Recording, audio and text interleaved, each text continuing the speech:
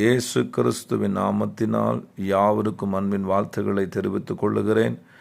மீண்டும் ஒரு விசை இந்த மாதத்தில் உங்களை சந்திக்க தேவன் தந்த தயவிற்காக நன்றி செலுத்துகிறேன். ஆண்டவருடைய சமாதானம், ஆண்டவருடைய ஆசீர்வாதம், ஆண்டவருடைய வழிநடத்துதல் உங்களுக்கு பூரணமாய் நிறைவேறுவதாக. இந்த மாதத்தில் கூட ஆண்டவர் நமக்கு ஒரு வாக்கு தருகிறார்.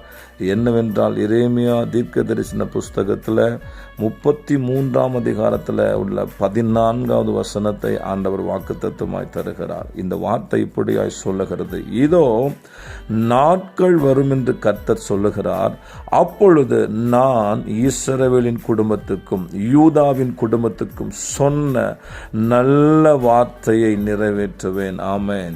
இந்த மாதம் ஆண்டவர் சொல்லுகிறார், நான் உனக்கு சொன்ன, நான் உங்களுக்கு சொன்ன அந்த நல்ல வார்த்தையை நிறைவேற்றுவேன். எத்தனை பேர் ஒருவேளை வாக்குத்தத்தத்தை பெற்றுக்கொண்டு பல நாட்கள் ஆகிவிட்டது, பல மாதங்கள் ஆகிவிட்டது, பல வருடங்கள் ஆகிவிட்டது.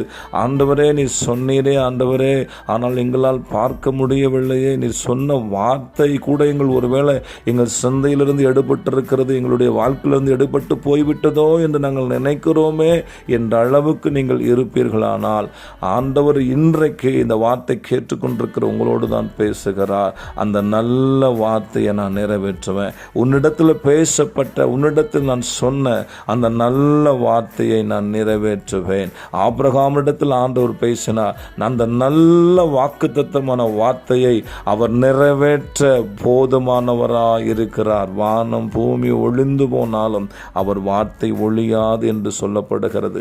ஆபிரகாம் அந்த வார்த்தையை விசுவாசித்தார். ஒரு பிள்ளை கூட இல்லாத பொழுது வானத்தை அண்ணாந்து பார்த்த நட்சத்திரங்களைப் போல உன் சந்ததி இவ்வளவாய் பெருகிருக்கும் என்று வாக்குத்தத்தம் கொடுத்தார்.